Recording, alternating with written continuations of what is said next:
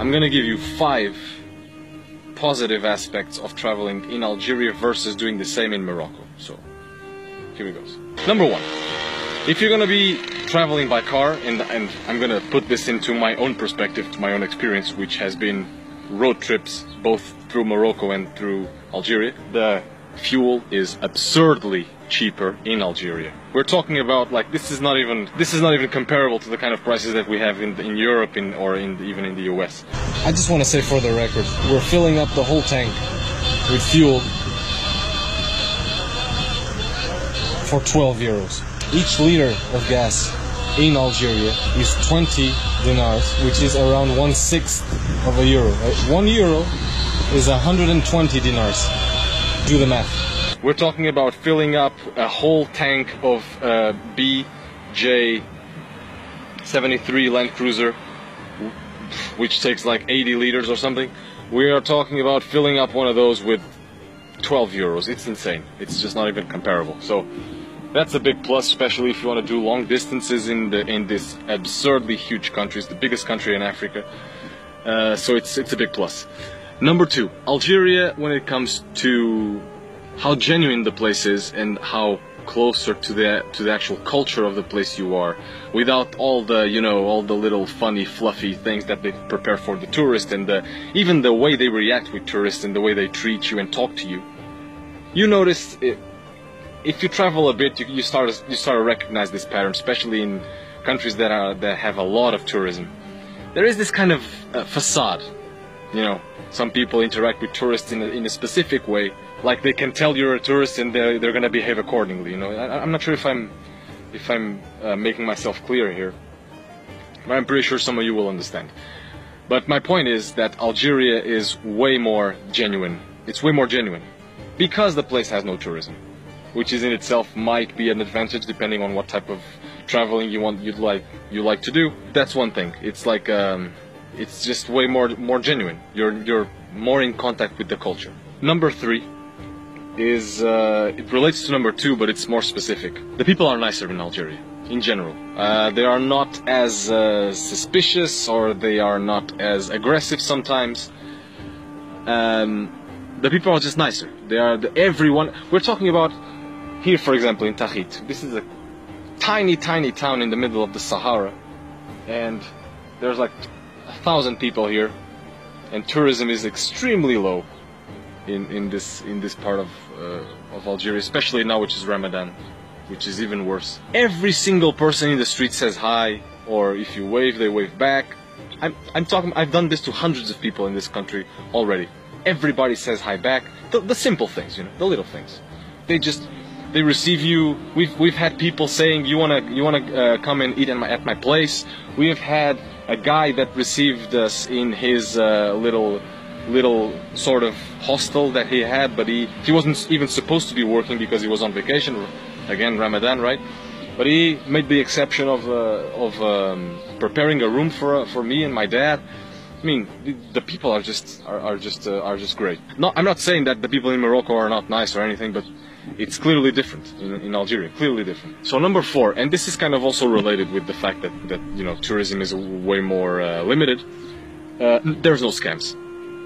There is absolutely no scams in this country. You know, when you are walking in a market or whatever, and they charge you like 10 times more because you're a tourist or you're a foreigner or whatever, which is an everyday experience if you travel in Morocco. If you've been to Fez, Meknes, Marrakesh, Casablanca, Rabat, all of those, you go to, you know, little souks or little marketplaces, you have to bargain for every single thing, and you better bargain well, or else you get ripped off all the time. So, and here, this simply doesn't exist, at least from our experience. We've been to a ton of stores, we've bought stuff on the street, we've bought bread from a random old guy in the road who didn't speak French at all. He only spoke Arabic, and I actually thought he was overcharging me at first, because, you know, you come with this kind of pre-thing mindset that you're just gonna think that's gonna be scams, because, you know, it's just the way it is in countries like Morocco or Tunisia or Egypt. Forget that in Algeria, that doesn't happen. And finally, number 5. This is also a relative thing. It has its own disadvantage, but I'm going to talk about that when I talk about the advantages of Morocco, which is coming up. and the advantage is it's very clear. Algeria is safer. It's a safer place. It's a safer country because there is a lot of police and a lot of military personnel everywhere. I know this obviously can be seen as a disadvantage because of, you know, over security, all that. But we've had experiences that kind of put this a little bit into perspective. I've been with we've met a few police officers in Tlemcen, and they took our passports, and then they were asking us to go with them to a police station. And I was thinking, we're screwed. These guys are just going to ask us for money, and they're not going to give us our passports back. I was just expecting the worst. Again, I was in the country. It was my second day in the country back then, so I was just more on the defensive, I guess. But it turned out that we were just talking for half an hour. I did show one of the officers the pictures I had in my camera. He didn't complain at all. It was fine. I didn't photograph anything sensitive either. So, but in general, the thing is, you are very controlled in Algeria. No matter where you go, if you stay in a hotel, you always have to give your passports to whoever receives you, being it in a fancy hotel like this, which is pretty much the only thing you get in Tahit, or the more humble house that we spent the night the day before, because they always have to report where you are. No matter, and we've had people asking us a ton of times, so where are you going? Where did you come from? Where is your next destination? Where are you gonna stay in the next 3, 4, 5 days? So yeah, there's a lot of control. But the thing is, crime is extremely limited here, and I can tell you stories like when I was in Morocco, I've seen this is unfortunate stuff, but I've seen like people just fighting in the street a few times. And by the way, I saw that like my first day there. When I was in Tangier, I saw that happening like twice, just like that. Tons of drug dealers in the street. In Tangier alone, I was approached like 15 times in one night. I'm not exaggerating. It was just like that. And not only I haven't been approached once since I've been here, I also heard stories that if you actually get caught with drugs here, you just go to jail. That's it. That's the end of it. But I'm seeing that from a positive angle. You can just travel freely as long as you tell them where you're going. And the thing is, we didn't actually plan our whole route previously. We were actually thinking about going from Oran to Algiers.